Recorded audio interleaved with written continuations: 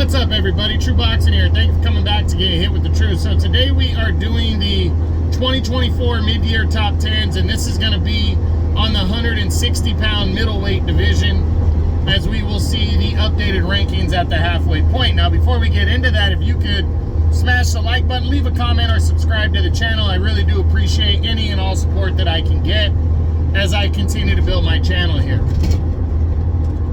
So the top 10s right now, the 2024 top 10s at middleweight. Middleweight division has gotten better. It's a little bit more exciting. Got a couple new additions, a couple surprises in the first half of the year. It's moving itself, in the right direction, especially where it was by the end of the year, kind of a no man's land kind of deal. So now we're going to look at the updated rankings halfway through the year. Again, this is not official. Official rankings come at the end of the year, but it's what I see the top 10 at this moment at the halfway point of 2024. So let's start with the guys that dropped out. We have 3 dropouts. First is number 9, previous number 9, previously undefeated, Elijah Garcia. Garcia was supposed to fight on the March 30th Amazon Prime pay-per-view card against Tyrone Davis. He ended up getting pushed back to the June 15th card instead, and he took on Davis and shockingly got beat by a 12-round split decision, but a fight that really wasn't as close as they scored it. But the rightful winner, Tyrone Davis, pulled off the big upset, and Elijah Garcia drops out with that loss. He's still very young, only 20 years old. Got plenty of time to get back into the mix. Hopefully he comes back in the second half of the year, a little bit more, enthused and focused and everything. Next was previous number 7, former IBF champion Vicente Gualtieri. Gualtieri still hasn't fought since the October knockout loss of last year to Janibek Alamanhalai when he attempted to unify belts. So no return for Gualtieri. We'll see how he bounces back. And when he returns in the second half of 2024. And the final guy to drop out, previously number 6, was former longtime WBC champion Jamal Charlo. I'm sorry. Charlo inactivity, and then I think it was around May or June. I think it was in May. Some domestic violence. I think it was the domestic violence thing came about for Charlo.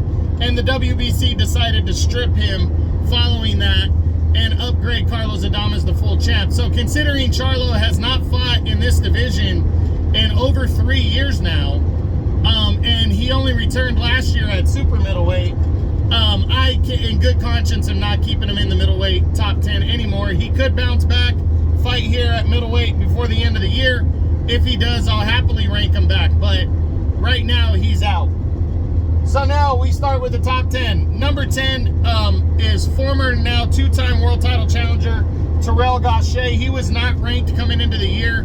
He kind of came out of nowhere and was granted an opportunity to challenge for the WBC title against Carlos Adames in June.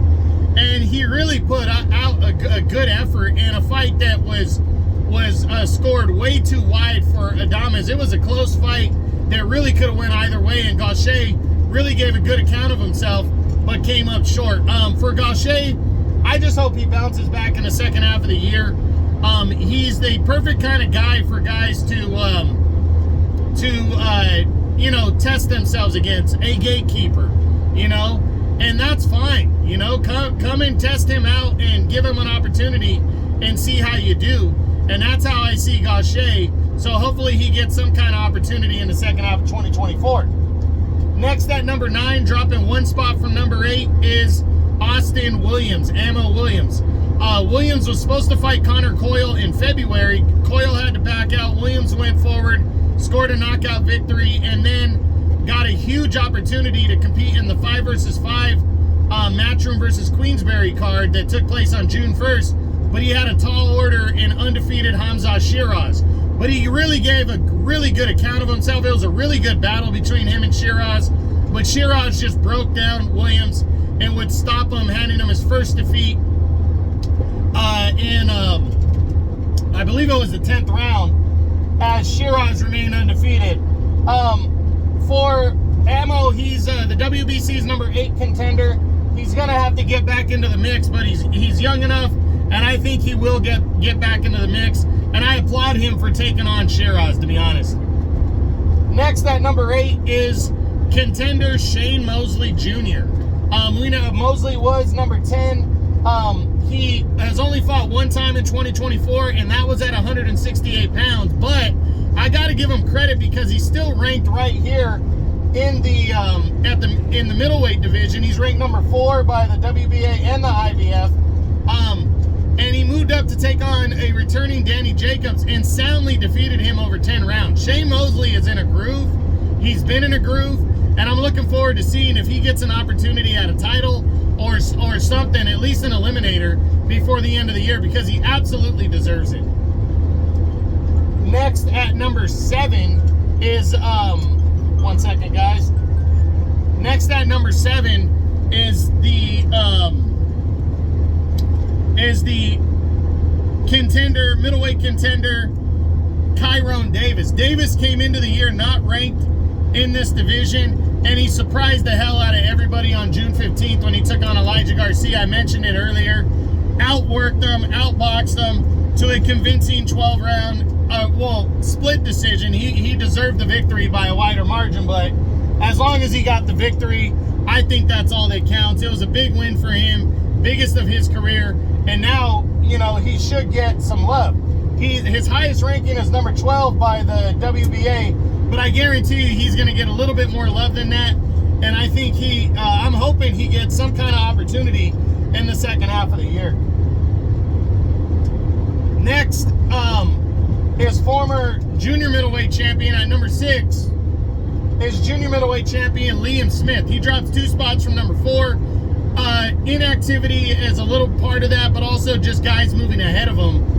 Smith hasn't fought since the loss to Chris Eubank in their rematch last September, but on July, actually no, he'll return after a year-long layoff in September on the Joshua Dubois undercard. He'll return to take on Josh Kelly, who's a junior middleweight contender. So interesting all UK battle. If I had to pick right now, I'm picking the veteran Liam Smith to beat Kelly, but I wouldn't be surprised at all if Kelly moves up and gets the victory.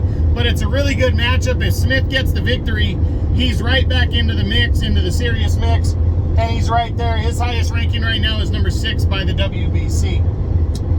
Next at number 5 is former world title challenger Chris Eubank Jr. Chris Eubank has not fought yet this year. He hasn't fought since his rematch victory over Liam Smith. But big news came about in the past few weeks that Eubank is one of 2 very possible options for Canelo Alvarez. Right now, the talk is that Eubank has moved to the front of the line and could potentially be close to signing a deal to take on Canelo for the undisputed super middleweight title. So he'd be moving up to 168. It's not official. We know Edgar Berlanga is still in serious talks as well. So we'll see what shakes out. I'm hoping I think Eubank is the more accomplished fighter, and if somebody deserves the fight between Berlanga and Eubank, I'd pick Eubank. I'd rather see him fight Canelo.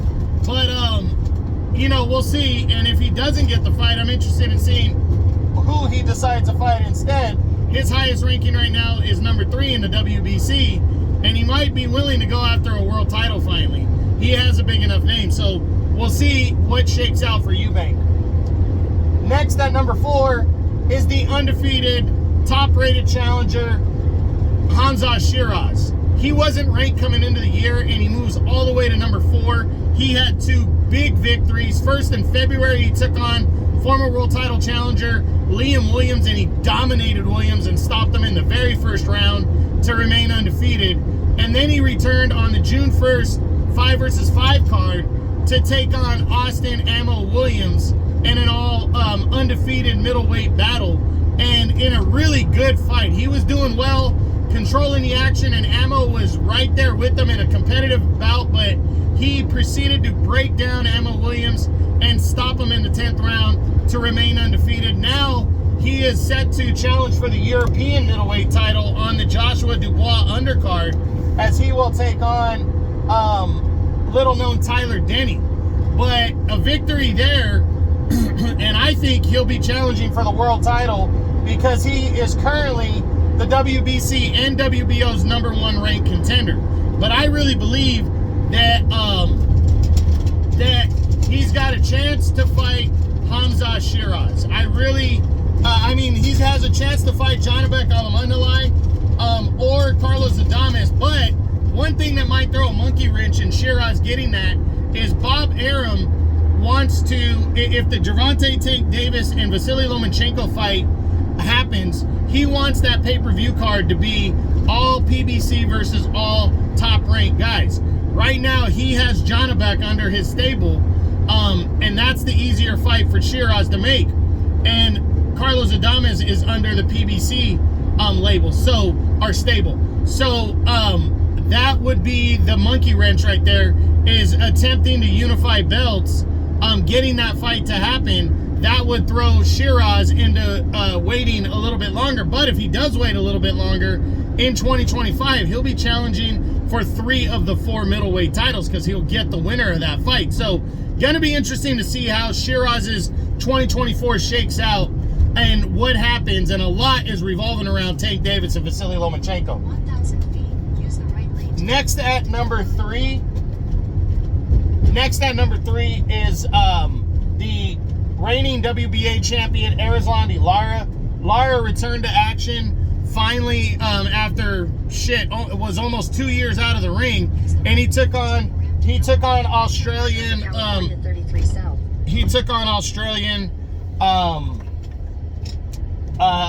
Jesus, I'm drawing a blank. He took on Australian mandatory challenger Michael Zarafa and dominated him, stopping him in only 2 rounds impressively. So the 40-year-old is the lockdown WBA champion.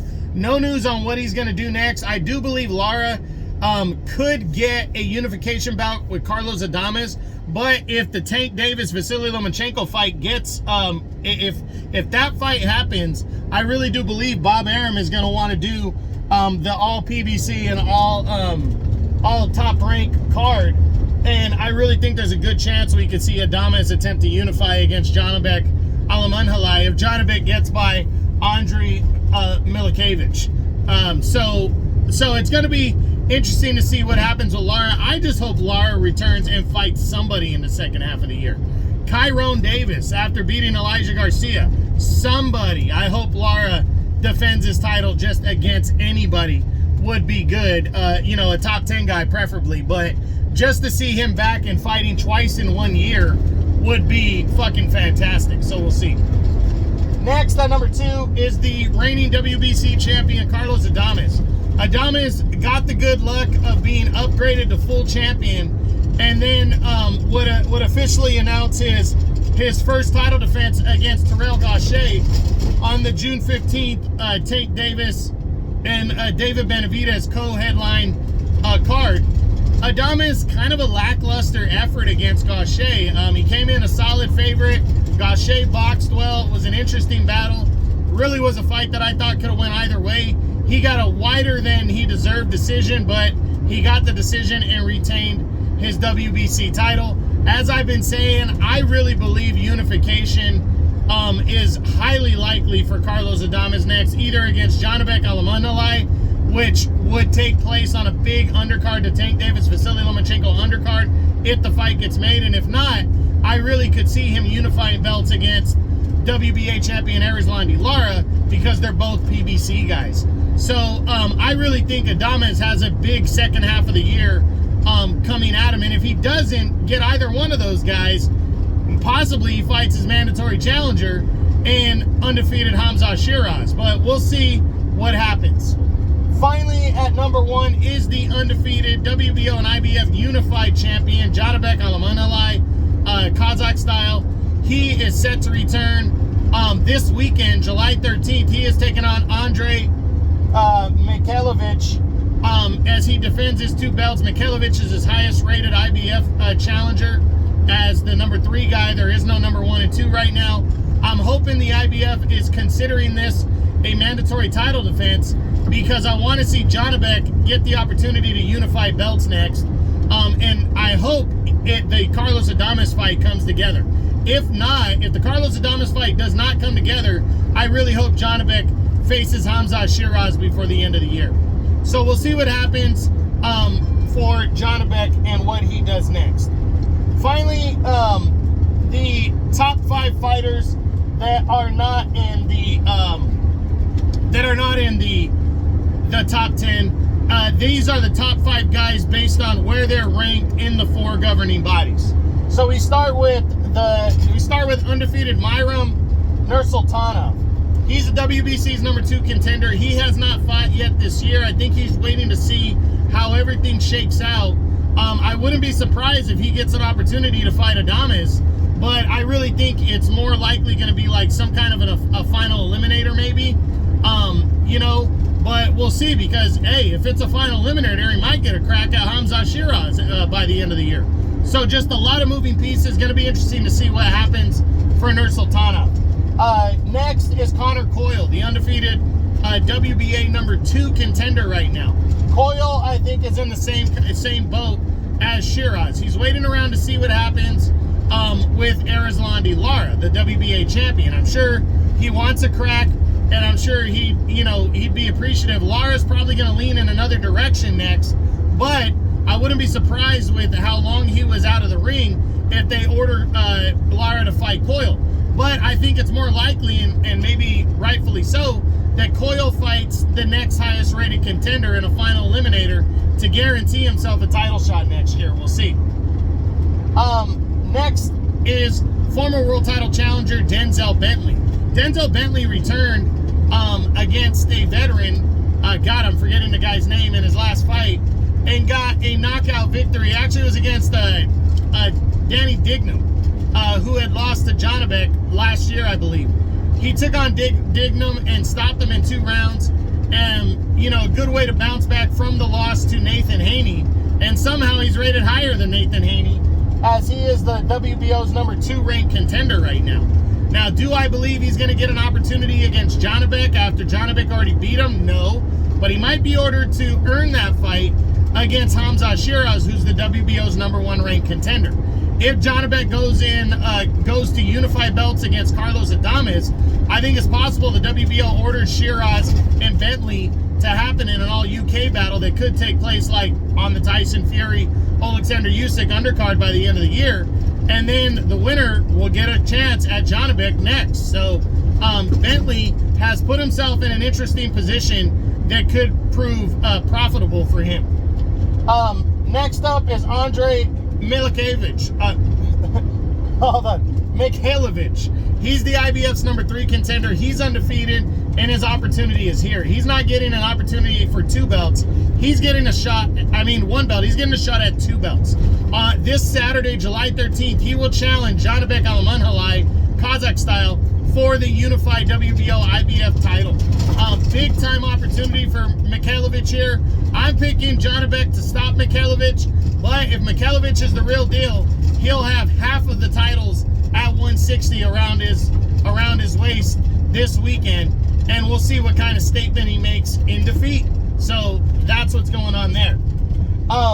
Then it's Ian Green is the next guy. He's a two-loss American contender. He's the WBA's number 3 challenger right now at the moment. I don't know what he's doing next. He has stayed busy this year, but I really believe that if Erislandy Lara signs on for a unification bout potentially, or gets an optional defense, I really believe Ian Green could take on Connor Coyle to become the WBA's mandatory challenger. So we'll see. And then finally, it's undefeated Nathan Haney. Haney has not yet fought this year. He hasn't fought since his victory over Denzel Bentley. He's currently the WBA and WBO number 5 contender right now. Maybe Haney's waiting around to see how things shake out with the champions before he makes his return. I hope he makes his return soon and tries to make a splash. So the middleweight division is getting better, guys. There are newer guys and fun guys to watch. Really look out for Hamza Shiraz and look to see if belts continue to get unified. here at 160 pounds. Good. This second half of the year is going to be very interesting, and I'm really looking forward to seeing how it impacts the middleweight division. So that's it. That's what I got. That's my 2024 mid-year top 10 on the 160-pound middleweight division. I hope you enjoyed the video. If you did, smash the like button, leave a comment, or subscribe to the channel. I appreciate any and all support. This is True Boxing. You've been hit with the truth.